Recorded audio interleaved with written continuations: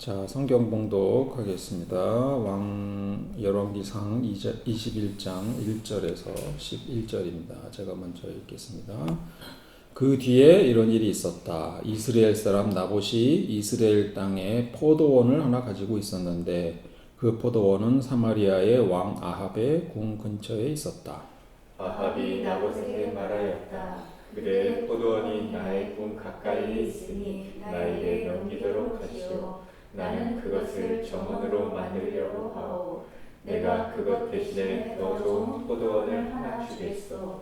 그대가 원하면 그 값을 돈으로 계산하여 줄 수도 있어. 나봇이 아합에게 말하였다. 제가 조상의 유산을 임금님께 드리는 일은 주님께서 금하시는 불경한 일입니다. 아합은 이스라엘 사람 나봇이 그 포도원을 조상의 유산이라는 이유로 양도하기를 거절하였으므로 마음이 상하였다. 화를 내며 궁으로 돌아와서 침대에 누워 얼굴을 돌리고 음식도 먹지 않았다. 그러자 그의 아내 이세벨이 그에게로 와서 무슨 일로 그렇게 마음이 상하여 음식까지 들지 않는지를 물었다. 왕이 그에게 대답하였다. 내가 이스라엘 사람 나봇에게 그의 포도원을 내게 넘겨주면 그 값을 돈으로 계산해 주든지 그가 원하면 그 대신 다른 포도원을 주든지 하겠다고 했는데 그는 자기의 포도원을 내게 줄 수가 없다고 하였어. 때문이요. 그러자 그의 아내 이세벨이 그에게 말하였다. 당신은 현재 이스라엘을 다스리는 임금님이 아니십니까? 일어나셔서 음식을 드시고 마음을 좋게 가지십시오. 내가 이스라엘 사람 나봇의 포도원을 임금님의 것으로 만들어 드리겠습니다. 그런 다음에 이세벨은 아합의 이름으로 편지를 써서 옥새로 이모하고 그 편지를 나봇이 살고 있는 성읍의 원로들과 귀족들에게 보냈다. 그는 편지에 이렇게 썼다. 금식을 선포하고 나봇을 백성 가운데 높이 앉게 하시오. 그리고 건달 두 사람을 그와 마주 앉게 하고 나봇이 하나님과 임금님을 저주하였다고 증언하게 한 뒤에 그를 끌고 나가서 돌을 쳐서 죽이시오. 그 성 안에 살고 있는 원로들과 귀족들은 이세벨이 편지에 쓴 그대로 하였다. 자, 오늘 설교 제목은 선택적 정의입니다. 자, 오늘의 질문을 한번 드려보겠습니다. 성경적 정의는 무엇일까요? 통일된 성경적 정의가 있을까요? 어디에서는 칼을 쳐서 보습을 만들고 창을 쳐서 낫을 만들라고 하고 어디에서는 보습을 쳐서 칼을 만들고 낫을 쳐서 창을 만들라고 합니다. 어느 부분에서는 종을 자유민으로 차별 없이 대하라고 하고 어디에서는 주인과 종의 관계를 명백히 고착화하도록 기록합니다. 물론 이것을 해석하는 데는 문맥을 살펴봐야 합니다. 하지만 동일한 사안에 대해서 누구는 이쪽 문맥을 적용하고 누구는 저쪽 문맥을 적용합니다. 이런 말도 지지하고 저런 말도 지지하는 말 그대로 선택적 정의입니다. 제가 20대 때 유행하던 우스갯소리가 있었습니다. 버스를 탔는데 갑자기 버스가 멈춰서 어떤 여학생이 한 남자에게 안겼습니다. 이 남자가 뭐라고 했을까요? 상황에 따라 다릅니다. 이쁜 여학생인 경우 주여 뜻대로 없어서 마음에 안 들면 주여 심에 들지 않게 없어서 자, 우스갯소리지만 뼈가 있는 농담입니다. 예를 들어서 어떤 사람이 길을 가다가 돈을 주었다고 합시다. 오 하나님 감사합니다 하고 기도하며 그것을 하나님의 인도하심으로 해석할 수도 있고 하나님의 시험이라고 생각할 수도 있습니다. 야고보서 1장 17절에 보면 온갖 좋은 선물과 모든 완전한 은사는 위에서 곧 빛들을 지으신 아버지께로부터 내려옵니다. 아버지께는 이러저러한 변함이나 회전하는 그림자가 없으십니다. 이런 구절을 외우면서 In my pocket 할 수도 있고 또 당신들은 광야를 지나온 40년 동안 주 당신들의 하나님이 당신들을 어떻게 인도하셨는지 기억하십시오. 그렇게 오랫동안 당신들을 광야에 머물게 하신 것은 당신들을 단련시키고 시험하셔서 당신들이 하나님의 계명을 지키는지 안 지키는지 당신들의 마음속을 알아보려 하는 것입니다. 라는 신명기 구절을 외우면서 다시 돌려줄 수도 있습니다. 자, 오늘 설교는 이런 모순적인 상황에서 우리는 어떤 것을 정의라고 판단해야 하는가에 대한 질문이 되겠습니다. 본문 이야기를 하겠습니다. 아합 왕은 기원전 871년부터 851년까지 북이스라엘을 통치했던 왕입니다. 열왕기 기자는 그에 대해 악의적인 평가를 합니다. 그 이유는 몇 가지가 있는데요. 우선 그는 시돈 왕 엣바알의 딸 이세벨을 아내로 맞으면서 이스라엘의 바알 신앙을 적극적으로 도입했습니다. 그는 바알의 신전을 짓고 제단을 쌓았으며 아세라 목상까지 만들어 섬겼는데 유대 신앙을 지키려던 사람들의 큰 반발을 샀습니다. 또한 아합과 이세벨은 선지자를 박해했습니다. 나중에 엘리와의 대결 이야기는 유명하죠. 또 한 가지 이야기는 아합 왕의 나봇 포도원 강탈 사건인데요. 아합이 이스라엘 사람 나봇의 포도원을 탐내어 빼앗은 사건입니다. 이스라엘은 지명입니다. 주로 므낫세 지파와 이사갈 지파가 활동하던 지역에 있던 큰 평야 이름입니다. 그래서 나봇의 지파는 불분명합니다. 므낫세 지파일 수도 있고 이사갈 지파일 수도 있습니다. 사실 아합 왕은 그리 나쁜 제안을 한 것 같지는 않습니다. 더 좋은 포도원을 주거나 아니면 충분한 대가를 지불하겠다고 한 것입니다. 그런데 문제는 나봇이 거절한 이유에 있습니다. 나봇은 제가 조상의 유산을 임금님께 드리는 일은 주님께서 금하시는 불경한 일입니다. 라면서 거절했습니다. 이 근거는 뭐였을까요? 조상의 땅을 지키라는 하나님의 율법이었습니다. 레위기 25장 23절을 보겠습니다. 땅을 아주 팔지는 못한다. 땅은 나의 것이다. 너희는 다만 나그네이며 나에게 와서 사는 임시 거주자일 뿐이다. 땅은 인간의 소유가 아니었습니다.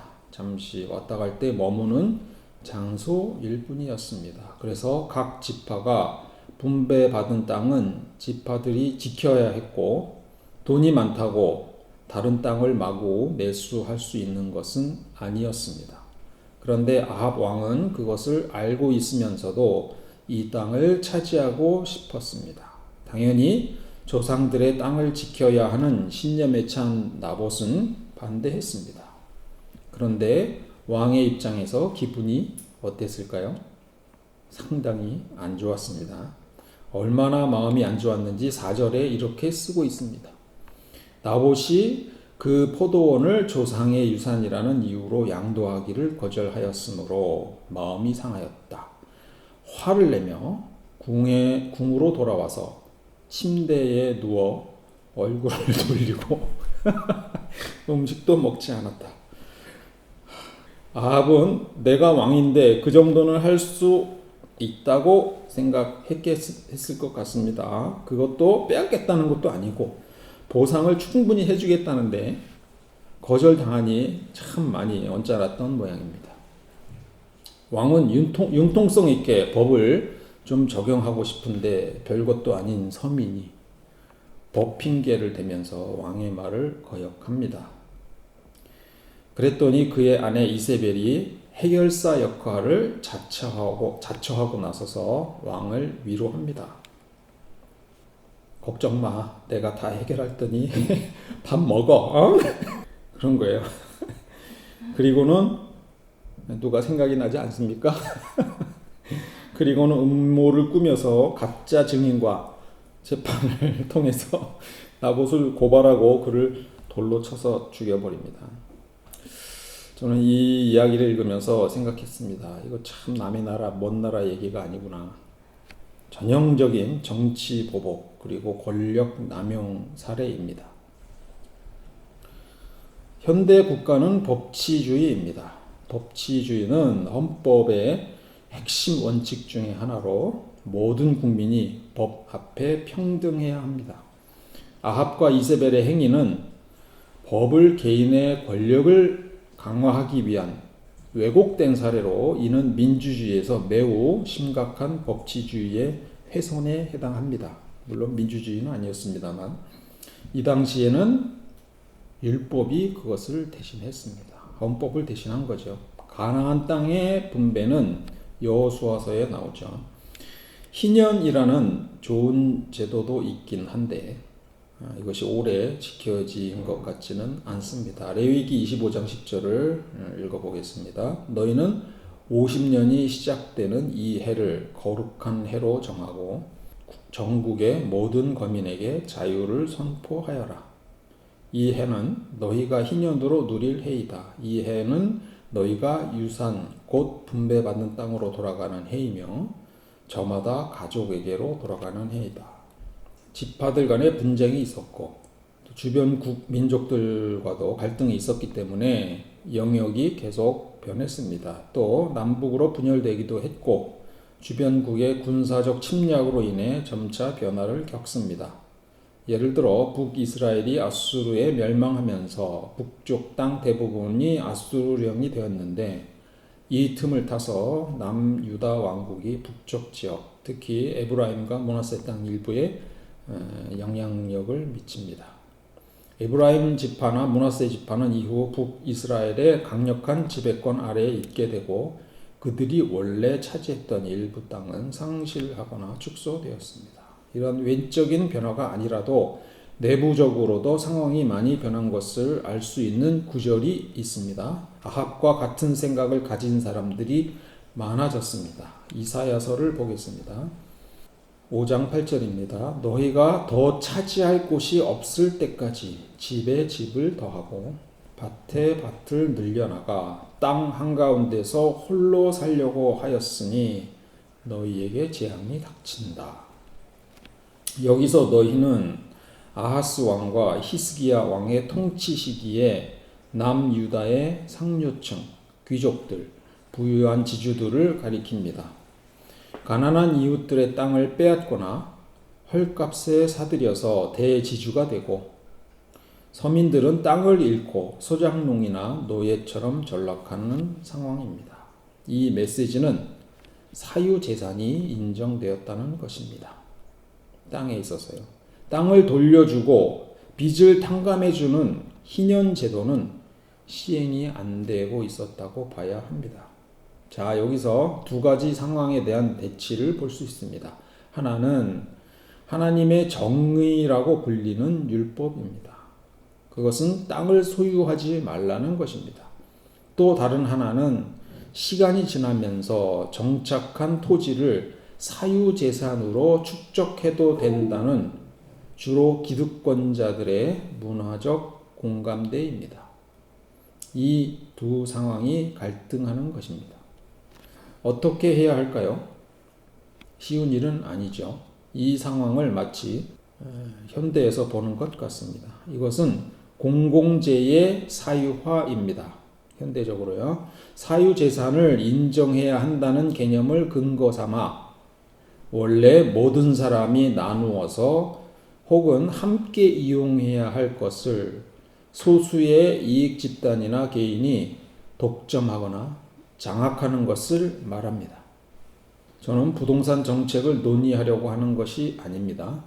원래의 성경적 정의가 어떻게 훼손되어 갔는가 하는 과정을 보는 것입니다.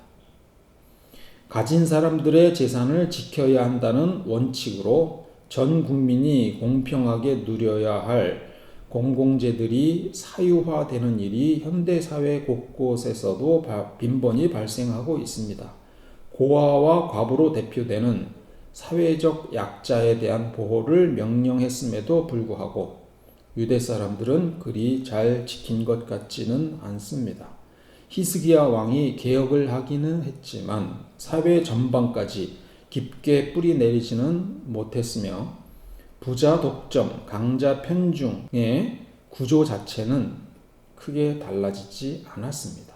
이런 사회에 대해서 선지자는 이런 말로 경고합니다. 이사야서 1장 10절에서 17절 사이의 일부분을 읽어보겠습니다. 너희 소돔의 통치자들아, 주님의 말씀을 들어라. 주님께서 말씀하신다. 무엇하러 나에게 이 많은 재물을 바치느냐? 나는 이제 숫 양의 번제물과 살찐 짐승의 기름기가 지겹고 나는 이제 숫송아지와 어린 양과 숫 염소의 피도 싫다. 너희는 씻어라. 스스로 정결하게 하여라. 내가 보는 앞에서 너희의 악한 행실을 버려라. 악한 일을 그치고 옳은 일을 하는 것을 배워라. 정의를 찾아라. 억압받는 사람들을 도와주어라. 고아의 송사를 변호하여 주고 과부의 송사를 변론하여 주어라. 우리는 종종 일부 종교 집단의 폭력성을 보게 됩니다. 교회는 이러한 폭력성을 주장하며 정상적인 것으로 간주하는 발언들을 쏟아냅니다. 법원을 습격하라거나 국민 저항권을 운운하면서 반법률적, 반헌법적인 행위를 자극합니다. 이런 폭력을 그들은 정당한 폭력 수단으로 여깁니다. 선지자 이사야와 미가는 하나님의 비전을 다음과 같이 말합니다. 주님께서 민족들 사이의 분쟁을 판결하시고 뭇 백성 사이의 갈등을 해결하실 것이니 그들이 칼을 쳐서 보습을 만들고 창을 쳐서 낫을 만들 것이며 나라와 나라가 칼을 들고 서로를 치지 않을 것이며 다시는 군사훈련도 하지 않을 것이다. 반면에 요엘은 정반대의 비전을 주장합니다. 보습을 쳐서 칼을 만들고 낫을 쳐서 창을 만들어라. 병약한 사람도 용사라고 외치고 나서라. 성경은 이와 같은 모순이 가득한 내용들이 많이 있습니다. 이러한 반대되는 주장들을 어떻게 받아들여야 할까요? 한쪽에서는 평화의 나귀를 타고 입성하는 예수의 비폭력적 이미지를 강조하는 반면에 마태복음 21장 5절에 이렇게 표현합니다. 시온의 딸에게 말하여라. 보아라, 내 임금이 내게로 오신다. 그는 온유하시어 나귀를 타셨으니 어린 나귀 곧 멍에 매는 짐승의 새끼다. 또 다른 한편인 요한계시록에서는 세상을 심판하는 군마를 탄 폭력적인 예수를 주장합니다. 계시록 19장 11절입니다. 나는 또 하늘이 열려있는 것을 보았습니다. 거기에 흰 말이 있는데 신실하신 분, 참되신 분이라는 이름을 가지신 분이 그 위에 타고 계셨습니다. 그는 의로 심판하시고 싸우시는 분입니다. 15절입니다. 그의 입에서 날카로운 칼이 나오는데 그는 그것으로 모든 민족을 치실 것입니다. 그는 친히 쇠 지팡이를 가지고 모든 민족을 다스릴 것이요 전능하신 하나님의 맹렬하신 진노의 포도주 틀을 밟으실 것입니다. 어떤 주장에 여러분은 더 초점을 맞추고 계신가요? 질문을 바꾸면 어떤 주장이 더 중요할까요? 요한계시록은 로마 제국하에서 박해받던 기독교인들을 위로하고 격려하기 위해 쓴 글입니다. 현실에 핍박이 있지만 결국에는 하나님께서 악의 세력을 심판하고 신실한 자들을 구원하실 것이라는 메시지를 전달하고 있습니다. 예수는 원수를 사랑하고 박해자들을 위해서 기도하라고 했는데 계시록의 예수 그리스도는 원수들을 살해하고 박해자들을 도륙하는 것을 그리고 있습니다. 이것은 요한이 역사적 예수의 이미지를 둔갑시켜서 이런 묵시적 예수의 이미지를 만들어낸 것일까요? 이에 대해 존 도미닉 크로산이라는 신학자는 성경을 어떻게 읽어야 참 그리스도인이 되는가라는 책에서 다음과 같이 기술하고 있습니다. 기원전 330년대 말에 알렉산더 대왕은 지중해 동부 연안인 레반트 지역으로 진군하여 야만적인 포위 작전 후에 파괴시킨 두로와 가자 성문을 통해 그의 유명한 군마를 타고 입성했다. 이것과 의도적으로 대조시켜 예언자 스가랴는 메시아가 예루살렘 성문을 입성하는 모습을 이렇게 묘사했다. 도성 시온아 크게 기뻐하여라. 도성 예루살렘아 환성을 울려라. 내 왕이 내게로 오신다. 그는 공의로우신 왕, 구원을 베푸시는 왕이다. 그는 온순하셔서 나귀 곧 나귀 새끼인 어린 나귀를 타고 오신다. 내가 에브라임에서 병거를 없애고 예루살렘에서 군마를 없애며 전쟁할 때에 쓰는 활도 꺾으려 한다. 그 왕은 이방 민족들에게 평화를 선포할 것이며 그의 다스림이 이 바다에서 저 바다까지 유프라테스 강에서 땅끝까지 이를 것이다. 우리는 여기서 전쟁에 사용하는 군마와 평화적인 어린 새끼 나귀의 사이에 명백한 대조를 본다. 예수가 종려주일에 예루살렘에 입성한 것은 스가랴의 예언을 성취한 것을 보여주는데 마가는 단순히 새끼 나귀 한 마리를 언급한다. 그러나 마태는 예수가 암 나귀를 타고 그 젖을 먹는 새끼가 곁에서 계속 따라온 것으로 묘사함으로써 그 대조와 풍자를 더욱 강렬하게 만든다. 이것이 성경에서 평화의 나귀를 탄 역사적 예수가 주장한 것이다. 그러나 우리는 이미 계시록에서 이 주장이 전복된 것을 보았다. 이게 존 도미닉 크로산이라는 학자의 글입니다. 이 학자에 따르면 우리는 여기서 두 가지 성경적 정의를 보게 됩니다. 하나는 비폭력적인 분배 정의라고 불리고요. 하나는 폭력적인 보복 정의라고 부릅니다. 비폭력적인 분배 정의는 공평한 분배에 관한 것입니다.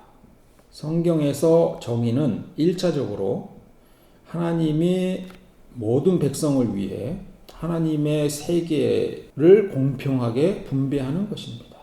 시편 82편 보겠습니다. 언제까지 너희는 공정하지 않은 재판을 되풀이하려느냐? 언제까지 너희는 악인의 편을 들려느냐? 셀라. 가난한 사람과 고아를 변호해주고 가련한 사람과 궁핍한 사람에게 공의를 베풀어라. 가난한 사람과 빈궁한 사람을 구해 주어라. 그들을 악인의 손에서 구해 주어라. 하나님의 정의에서 핵심이 되는 것은 가난한 사람과 고아가 자신들의 목, 즉 자신들이 살아가고 번창하기 위한 최소한의 몫을 보장받는 것입니다. 이런 이상적인 상황이 침해당할 때 보복적 정의가 개입하는 여지가 생깁니다. 보복적 정의란 잘못에 대한 심판을 말합니다. 정당한 보복적 정의란 대상에 관계없이 공평하게 사법적 정의를 실현하는 것입니다.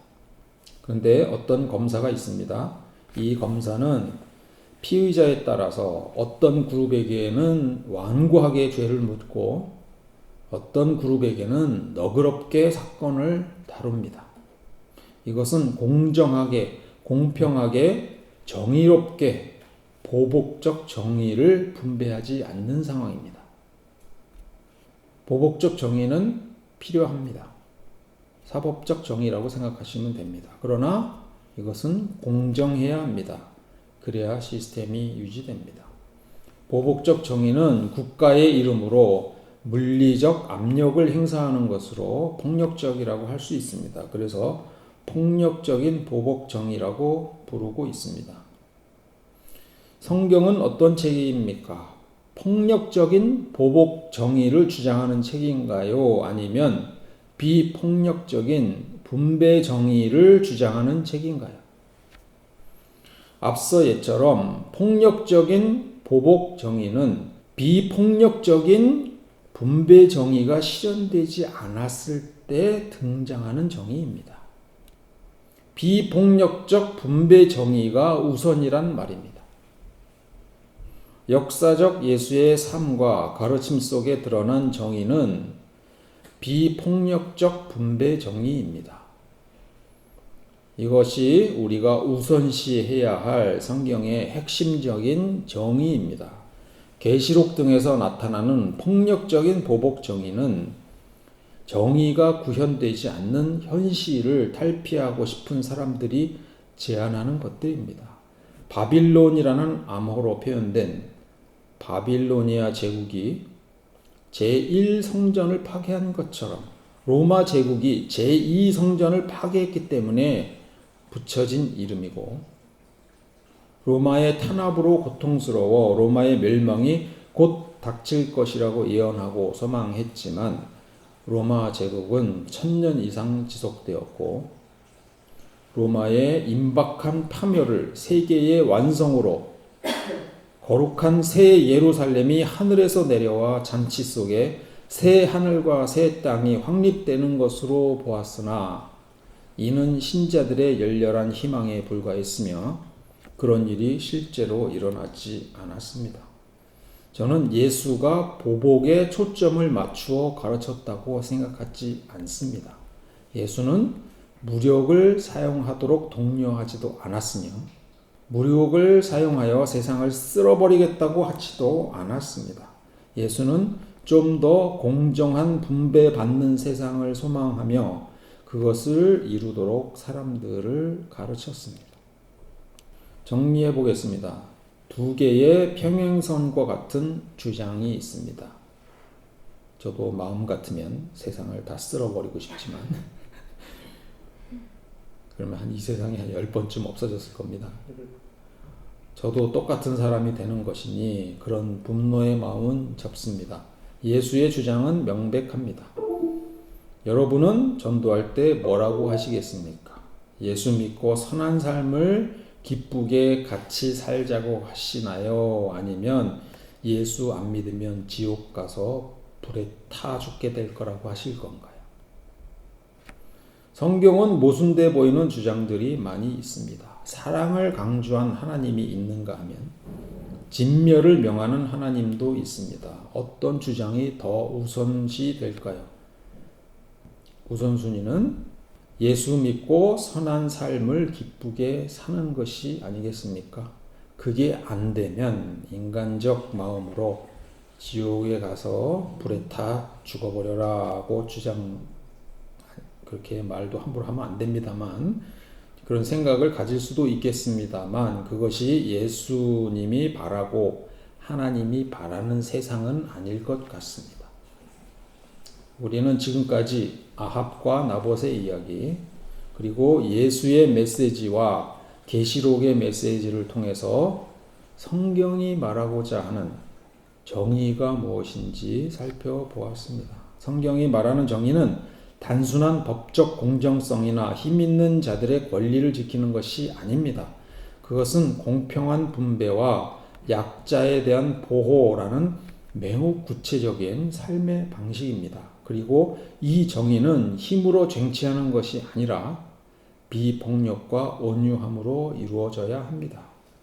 예수님께서는 나귀를 타고 예루살렘에 입성하심으로써 이 세상이 기대하는 폭력과 힘의 왕이 아니라 평화와 정의의 왕으로 오셨음을 선언하셨습니다. 우리는 예수님을 따르는 사람들입니다.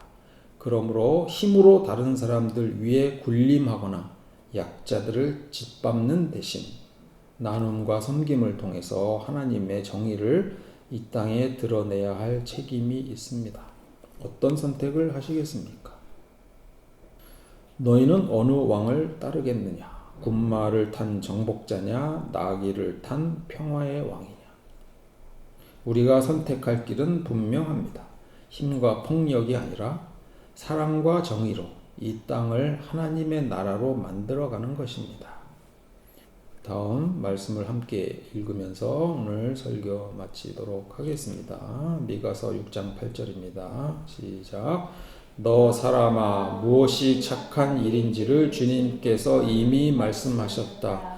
주님께서 너에게 요구하는 것이 무엇인지도 이미 말씀하셨다. 오로지 공의를 실천하며 인자를 사랑하며 겸손히 내 하나님과 함께 행하는 것이 아니냐. 아멘. 자, 이렇게 기도하겠습니다. 하나님, 오늘 말씀을 통해 아합 왕의 굴욕과 불의 그리고 나봇의 신앙과 용기를 묵묵히 묵상하며 저희 자신을 돌아봅니다. 저희 안에도 은밀한 욕심과 이기심 그리고 세상의 불의에 타협하며 살아가는 나약한 모습들을 고백합니다. 눈앞에 작은 이익에 눈이 멀어 하나님의 뜻을 저버리는 어리석음을 범하지 않게 하시고 하나님께서 맡겨주신 귀한 가치들을 끝까지 지켜나가는 충성된 종들이 되게 하여 주시옵소서.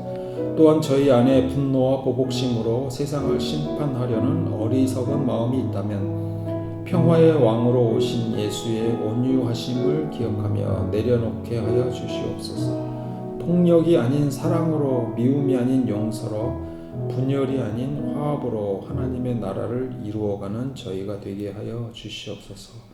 오직 정의를 실천하고 인자를 사랑하며 겸손히 하나님과 함께 동행하는 저희 모두가 되기를 간절히 기도드립니다. 예수님 이름으로